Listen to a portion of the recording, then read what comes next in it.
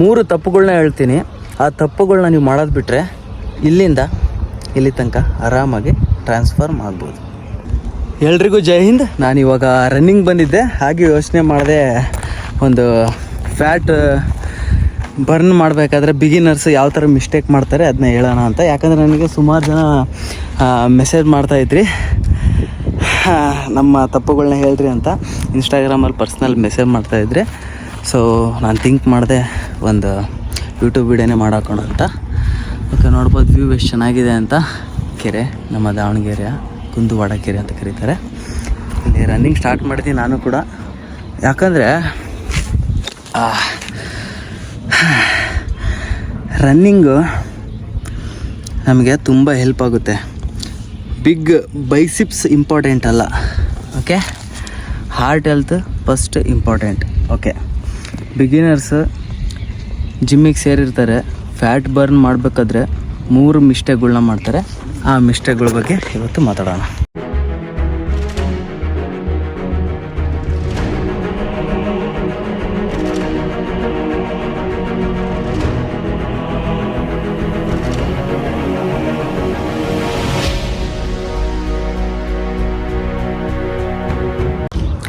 Okay, 3 ತಪ್ಪುಗಳನ್ನ ಹೇಳ್ತೀನಿ. ಆ ತಪ್ಪುಗಳನ್ನ ನೀವು ಮಾಡೋದು ಬಿಟ್ಟರೆ ಇಲ್ಲಿಂದ ಇಲ್ಲಿ ತನಕ ಆರಾಮಾಗಿ ಟ್ರಾನ್ಸ್ಫರ್ಮ್ ಆಗ್ಬೋದು. ಆದರೆ ಸ್ವಲ್ಪ ಸಮಯ ಹಿಡಿಯುತ್ತೆ, ನೀವು ಟೈಮ್ ಕೊಡಲೇಬೇಕು, ಓಕೆನಾ. ಮೊದಲನೇ ಮಿಸ್ಟೇಕ್ ಏನಂದರೆ, ಜಿಮ್ಮಿಗೆ ಹೋಗ್ತಾರೆ, ಓವರ್ ಟ್ರೈನಿಂಗ್ ಮಾಡ್ತಾರೆ. ಜಾಸ್ತಿ ಬೆವರು ಬಂದರೆ ಫ್ಯಾಟ್ ಹೋಗುತ್ತೆ ಅಂತ ಅಂದ್ಕೊಂಡಿರ್ತಾರೆ. ಇದೆಲ್ಲ ತಪ್ಪು. ಓವರ್ ಟ್ರೈನಿಂಗ್ ನೀವು ಮಾಡೋವಂಥ ಅವಶ್ಯಕತೆ ಇಲ್ಲ. ಯಾಕಂದರೆ ನೀವು ಬಿಗಿನರ್ಸ್, ಫಸ್ಟ್ ಬಾಡಿ ಯಾವ ಥರ ವರ್ಕ್ ಆಗುತ್ತೆ ಅಂತ ತಿಳ್ಕೊಳ್ಳೋದು ಇಂಪಾರ್ಟೆಂಟ್, ಓಕೆನಾ. ಯಾವ ಥರ ಅಂದರೆ ಕರೆಕ್ಟಾಗಿ ಮೂಮೆಂಟ್ ಮಾಡೋದು ಕಲಿಬೇಕು. ಡಂಬಲ್ಸು, ಮಷಿನ್ಸ್, ಕೇಬಲ್ಸ್ ಯಾವ ಥರ ಅಂತ ಕ್ಲೀನಾಗಿ ನೋಡ್ಕೋಬೇಕು. ಅಲ್ಲಿ ಜಿಮ್ಮಲ್ಲಿ ಟ್ರೈನರ್ಸಿಗೆ ಕೇಳ್ಬೋದು, ಇಲ್ಲಾಂದರೆ ಪರ್ಸ್ನಲ್ ಟ್ರೈನಿಂಗ್ ತಗೊಂಡ್ರು ಕೂಡ ನಿಮಗೆ ತುಂಬ ಚೆನ್ನಾಗಿ ಬೆನಿಫಿಟ್ ಆಗುತ್ತೆ, ಓಕೆನಾ. ನಿಮ್ಮ ಹತ್ರ ಪರ್ಸ್ನಲ್ ಟ್ರೈನಿಂಗ್ ತಗೊಳಕ್ಕೆ ದುಡ್ಡಿಲ್ಲ ಅಂದರೆ ನೀವು ನಾರ್ಮಲಾಗಿ ವರ್ಕೌಟ್ ಮಾಡೋದನ್ನ ನೋಡ್ಕೊತ ಲೋ ವೇಟ್ಸಲ್ಲಿ ಮಾಡ್ಕೊತ ಹೋದರೆ ನಿಮ್ಗೆ ತುಂಬ ಬೆನಿಫಿಟ್ ಆಗುತ್ತೆ. ಈ ಮಿಸ್ಟೇಕ್ ಯಾವ ಥರ ದೊಡ್ಡದಾಗ್ತದಂದರೆ, ನೀವು ಇನ್ನೊಬ್ಬರು ವರ್ಕೌಟ್ ಮಾಡೋದನ್ನ ನೋಡಿ ವೇಟ್ಸ್ ವರ್ಕೌಟ್ನ ಮಾಡೋದಕ್ಕೆ ಹೋಗ್ತೀರಾ, ಆವಾಗ ಇಂಜುರಿ ಮಾಡ್ಕೊತೀರ. ಅದಕ್ಕೋಸ್ಕರ ಲೋ ವೇಟ್ಸಲ್ಲಿ ಕ್ಲೀನಾಗಿ ವರ್ಕೌಟ್ ಮಾಡಬೇಕು. ಹಾಗಾದರೆ ವರ್ಕೌಟು ಎಷ್ಟು ತನಕ ಮಾಡಬೇಕು? 40ರಿಂದ 45 ನಿಮಿಷ, ಇಲ್ಲಾಂದ್ರೆ 1 ಗಂಟೆ, ಅರ್ಧ ಗಂಟೆ ಆದರೆ ಸಾಕು. ಜಾಸ್ತಿ ಮಾಡ್ಬೇಕಂತ ಏನಿಲ್ಲ, ಓಕೆನಾ. ಆ 3/4 ಗಂಟೆನೇ ಸರಿಯಾಗಿ ವರ್ಕೌಟ್ ಮಾಡಿರಿ. ವೇಟ್ಸ್ ಹೊಡೆಯೋದಕ್ಕೆ ಫೋಕಸ್ ಮಾಡಬೇಡ್ರಿ, ಪೋಶ್ಚರ್ ಕರೆಕ್ಟ್ ಇಡೋದಕ್ಕೆ ಪ್ರಯತ್ನ ಪಡ್ರಿ. ಇದು ನಿಮ್ಮ ಮೊದಲನೇ ಮಿಸ್ಟೇಕ್. ಏನು ಹೇಳ್ರಿ, ವೇಟ್ಸ್ನ ಹೊಡೆಯೋದು ಇಂಪಾರ್ಟೆಂಟ್ ಅಲ್ಲ, ಕರೆಕ್ಟಾಗಿ ಕರಪ್ಷನ್ ಮಾಡ್ಕೋಬೇಕು. ಸರಿ ಮಾಡ್ತಾಯಿದ್ದೀನ ಇಲ್ಲ ಅಂತ, ಇಲ್ಲಾಂದರೆ ಇಂಜುರಿ ಆಗಿಬಿಡುತ್ತೆ, ಓಕೆನಾ. 2ನೇ ಮಿಸ್ಟೇಕು ಏನಂದರೆ, ಪ್ರೋಟೀನ್ ಇಂಟೇಕ್ ಗೋಲ್ ಅಂತ ಮಾಡ್ತಾರೆ. ಇನ್ಸ್ಟಾಗ್ರಾಮಲ್ಲಿ ರೀಲ್ಸ್ ಬರ್ತಿರ್ತವೆ, ಅದನ್ನು ನೋಡ್ತಾರೆ. ಆಮೇಲೆ ಯೂಟ್ಯೂಬಲ್ಲಿ ಎಲ್ಲ ವಿಡಿಯೋ ನೋಡಿರ್ತಾರೆ. ಅದು ನಿಮಗೆ ಬೆನಿಫಿಟ್ ಆಗಲ್ಲ. ಯಾಕಂದರೆ ನಿಮ್ಮ ಗೋಲ್ ಏನು, ಬಾಡಿ ಬಿಲ್ಡಿಂಗಾ, ಮಸಲ್ ಮಾಸಾಗಿ ಬೆಳೆಸ್ಬೇಕಾ, ಅಥವಾ ಜಸ್ಟ್ ಫಿಟ್ನೆಸ್ಸಾ ಅಂತ, ಓಕೆನಾ. ನೀವು ಬಾಡಿ ಬಿಲ್ಡಿಂಗ್ ಮಾಡ್ಬೇಕಂತ ಏನಾದರೂ ಕನಸಿದ್ರೆ ನೀವು ಸ್ಟಾರ್ಟಿಂಗ್ ಪ್ರೋಟೀನ್ ಇಂಟೇಕ್ ಜಾಸ್ತಿ ಮಾಡ್ಬೇಕಂತ ಏನಿಲ್ಲ. ಬಿಗಿನರ್ ಯಾವಾಗಲೂ ಇಲ್ಲಿಂದನೇ ಸ್ಟಾರ್ಟ್ ಮಾಡಬೇಕು, ಓಕೆನಾ. ಪ್ರೋಟೀನ್ ಇಂಟೇಕ್ ಯಾವ ಥರ ಮಾಡ್ತಾರೆ ಅಂದರೆ, XXX, XXX ಆ ಥರ ಮಾಡ್ಕೊತ ಹೋಗ್ತಾರೆ. ನಿಮ್ಮ ವೇಟ್ ಬಂದು 60 kg ಇತ್ತಪ್ಪ ಅಂದರೆ 120 ಗ್ರಾಮ್ ಪ್ರೋಟೀನ್ ಹಾಕೋದು. XXX ಟೈಪ್ ಹಾಕೋಂತ ಹೋಗ್ತಾರೆ. ಯಾವ ಥರ ಅಂದರೆ 180, 200 ಗ್ರಾಮ್ ಪ್ರೋಟೀನ್ ಹಾಕೋದಕ್ಕೆ ಶುರು ಮಾಡ್ತಾರೆ. ಯಾರೋ ವಿಡಿಯೋದು ನೋಡಿ, ಅದು ಬಾಡಿ ಬಿಲ್ಡಿಂಗ್ ಕಾಂಪಿಟೇಷನಲ್ಲಿ ಮಸಲ್ಸ್ಗಳು ಚೆನ್ನಾಗಿ ಸೈಜ್ ಆಗಲಿ ಗೇನ್ ಆಗಲಿ ಅಂತ ಪ್ರೋಟೀನ್ ಇಂಟೇಕ್ನ ಜಾಸ್ತಿ ಮಾಡಿರ್ತಾರೆ, ಓಕೆನಾ. ಆದರೆ ಒಬ್ಬ ಜಸ್ಟ್ ಫಿಟ್ನೆಸ್ಗಾಗಿ ಮಾಡುವಂತಹ ನಾರ್ಮಲ್ ವ್ಯಕ್ತಿಗಳಿಗೆ ಡ್ರೆಸ್ಸಿಂಗ್ ಸೆನ್ಸಿಗೋಸ್ಕರ ಅಷ್ಟೊಂದು ಪ್ರೋಟೀನ್ ಇಂಟೇಕ್ ಮಾಡೋದು ಒಳ್ಳೆಯದಲ್ಲ, ಓಕೆನಾ. ಪ್ರೋಟೀನು ಎಷ್ಟು ಡೇಂಜರಸ್ ಗೊತ್ತಾ. ಪ್ರೋಟೀನ್ ಪೌಡರ್ ಬಗ್ಗೆ ಹೇಳ್ತಿಲ್ಲ, ಒಳ್ಳೆಯದೇ. ಓವರ್ ಟೇಕ್ ಮಾಡಿದಾಗ ನಮಗೆ ತುಂಬ ಪ್ರಾಬ್ಲಮ್ಸ್ ಆಗುತ್ತೆ, ಓಕೆ. ಯಾವ ಥರ ಪ್ರಾಬ್ಲಮ್ಸ್ ಆಗುತ್ತೆ ಅಂದರೆ, ಕಿಡ್ನಿಗೆ ಫಾಲ್ಟ್ ಹೊಡೆಯುತ್ತೆ. ಯಾಕಂದರೆ ಓವರ್ ಪ್ರೋಟೀನ್ ಬಾಡಿಗೆ ತುಂಬ ಹಾನಿ ಕೂಡ ಉಂಟು ಮಾಡುತ್ತೆ. ಅವರೆಲ್ಲ ರಿಸ್ಕ್ ತಗೊಂಡು ಮಾಡ್ತಾರೆ, ಓಕೆನಾ. ನಿಮಗೆ ಎಷ್ಟು ಬೇಕಂದರೆ, ನಿಮ್ಮ ಬಾಡಿ 1 kg ಇದೆ ಅಂದರೆ ಈಗ ಆಲ್ಮೋಸ್ಟ್ ಬಾಡಿ ಬಿಲ್ಡಿಂಗ್ ಅವರೆಲ್ಲ XXX XXX ಅಂದರೆ 1 kgಗೆ 3 ಗ್ರಾಮ್ ಪ್ರೋಟೀನ್ ಈ ಥರ ಹಾಕ್ಕೊತ ಹೋಗ್ತಾರೆ. ಬಟ್ ನೀವು ಆ ಥರ ಮಾಡೋ ಅವಶ್ಯಕತೆ ಇಲ್ಲ. 0.67% ಈಸ್ ಇನಫ್. ಓಕೆನಾ? ಅಂದರೆ 1 kgಗೆ 6% ಇದ್ದರೆ ಸಾಕು. ಯಾವ ಥರ ಅಂದರೆ, ನೀವು ಇವಾಗ ಒಂದು 80 kg ಇದ್ದೀರಾ ಅಂದರೆ ನಿಮಗೆ 60 to 65 ಗ್ರಾಮ್ ಪ್ರೋಟೀನ್ ಸಾಕು. ಓಕೆನಾ? ಈ ಥರ ಮಾಡ್ಕೊತ ಬರಬೇಕು. ನೀವು 100 kg ಇದ್ದರೂ ಕೂಡ 60-70 ಗ್ರಾಮ್ ಪ್ರೋಟೀನ್ ಇನಫ್. ನೀವು ಎಷ್ಟು kg ಇದ್ದೀರಾ ಅಷ್ಟೇ kg ಪ್ರೋಟೀನ್ ತಗೋಬೇಕಂತಲೇ ಇಲ್ಲ. 1 kgಗೆ 1 ಗ್ರಾಮ್ ಪ್ರೋಟೀನ್ ತಗೋಬೇಕು ಆ ಥರ ಏನೂ ಇಲ್ಲ.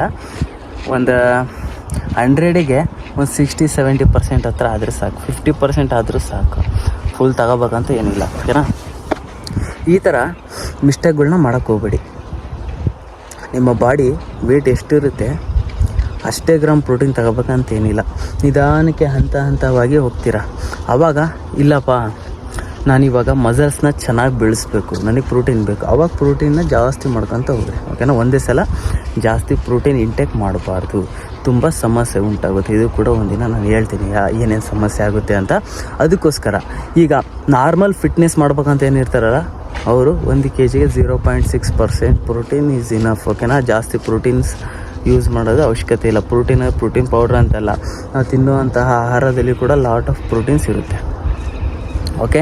ಇನ್ನೊಂದು ಮೇನ್ ಮಿಸ್ಟೇಕ್ ಹೇಳ್ತೀನಿ ನೋಡಿರಿ, ಕ್ಯಾಲರಿ ಕೌಂಟ್ ಅಂತ ಮಾಡ್ತಾರೆ. ಸ್ಟಾರ್ಟಿಂಗ್ ಬಿಗಿನರ್ಸಿಗೆ ಗೊತ್ತಿರೋದಿಲ್ಲ. ಇನ್ಸ್ಟಾಗ್ರಾಮ್ ಯೂಟ್ಯೂಬಲ್ಲಿ ಸ್ವಲ್ಪ ವೀಡಿಯೋಗಳು ಬರುತ್ತೆ. ಕ್ಯಾಲ್ಕುಲೇಟ್ ಮಾಡ್ತಾರೆ ಅವ್ರ ಬಾಡಿ ವೇಟ್ನ. ಅವರ ಬಾಡಿ ಕ್ಯಾಲ್ಕುಲೇಟ್ ಮಾಡಿದಾಗ 1800 ಕ್ಯಾಲರೀಸ್ನ ತಗೋಬೇಕು, 2000 ಚಿಲ್ಲರ ಬರ್ನ್ ಮಾಡಬೇಕು, ಈ ಥರ ಲೆಕ್ಕ ಮಾಡ್ತಾರೆ. ಅವಾಗ ಮಾಡಿದಾಗ ಏನು ಮಿಸ್ಟೇಕ್ ಆಗ್ತದೆ ಗೊತ್ತಾ? ಕರೆಕ್ಟಾಗಿ ಅಷ್ಟೇ ಕ್ಯಾಲರಿ ತಿನ್ನೋದಕ್ಕೆ ಶುರು ಮಾಡ್ತಾರೆ. ಸೊ ಇದು ಒಂದು ದೊಡ್ಡ ತಪ್ಪಾಗುತ್ತೆ. ಯಾಕಂದರೆ ಬಿಗಿನರ್ಸ್ ಕ್ಯಾಲರಿ ಕೌಂಟ್ ಮಾಡೋ ಅವಶ್ಯಕತೆ ಇಲ್ಲ. ಓಕೆನಾ? ವರ್ಕೌಟ್ ಚೆನ್ನಾಗಿ ಮಾಡ್ತೀರಾ, ಹೊಟ್ಟೆ ತುಂಬ ಚೆನ್ನಾಗಿ ಹಶ್ವಾಗುತ್ತೆ. ಓಕೆನಾ? ಅದಕ್ಕೋಸ್ಕರ ಹೆಚ್ಚು ಕಮ್ಮಿ ತಿಂದರೆ ನಡೆಯುತ್ತೆ. ರಾತ್ರಿ ಹೊಟ್ಟೆ ಹಸಿಯುತ್ತಾ ಊಟ ಮಾಡಿರಿ, ಮಧ್ಯಾಹ್ನನೂ ಹೊಟ್ಟೆ ಹಸಿತಾ ಊಟ ಮಾಡಿರಿ, ಉಪವಾಸ ಇರೋಕ್ಕೆ ಹೋಗಬೇಡ್ರಿ. ಓಕೆನಾ? ಕ್ಯಾಲರೀಸ್ ಒಂದು 200-300 ಜಾಸ್ತಿ ತಿಂದರೂ ಕೂಡ ನಿಮ್ಮ ಬಾಡಿ ಏನು ವ್ಯತ್ಯಾಸ ಕಾಣೋದಿಲ್ಲ. ಅದಕ್ಕೋಸ್ಕರ ಕ್ಯಾಲರೀಸ್ನ ತಿನ್ನಿ, ಏನೂ ಆಗೋದಿಲ್ಲ. ಸ್ಟಾರ್ಟಿಂಗ್ ಕ್ಯಾಲರೀಸ್ ಇಷ್ಟೇ ತಿನ್ಬೇಕಂತ ಏನಿಲ್ಲ. ನಿಮ್ಮ ಬಾಡಿ ಅಡ್ಜಸ್ಟ್ ಆಗೋ ತನಕ ತಿನ್ಕೊಂತಲೇ ಮಾಡಿರಿ. ಇನ್ನು ನಾನು ಏನು ಹೇಳ್ತೀನಂದರೆ, ಒಂದು ವಾರನೂ ಕೂಡ ಸ್ಟಾರ್ಟಿಂಗ್ ಜಿಮ್ ಹೋದ ತಕ್ಷಣ ಡಯಟ್ ಮಾಡೋ ಅವಶ್ಯಕತೆ ಇಲ್ಲ, ತಿನ್ಕೊಂತ ಮಾಡಿರಿ. ಇನ್ನೊಂದು ಮಿಸ್ಟೇಕ್ ಏನು ಮಾಡ್ತಾರೆ ಅಂದರೆ, ವರ್ಕೌಟ್ ಮಾಡ್ತಾರೆ, ಡಯಟ್ ಮಾಡೋದಿಲ್ಲ. ಡಯಟ್ ಮಾಡೋ ತನಕ ನಿಮಗೆ ರಿಸಲ್ಟ್ ಬರೋದಿಲ್ಲ. ಓಕೆನಾ?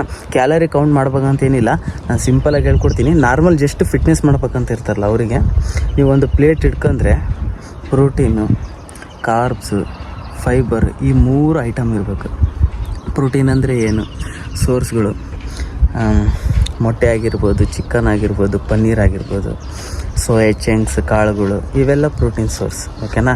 ಕಾರ್ಬೋಹೈಡ್ರೇಟ್ಸು ಯಾವ ಥರ?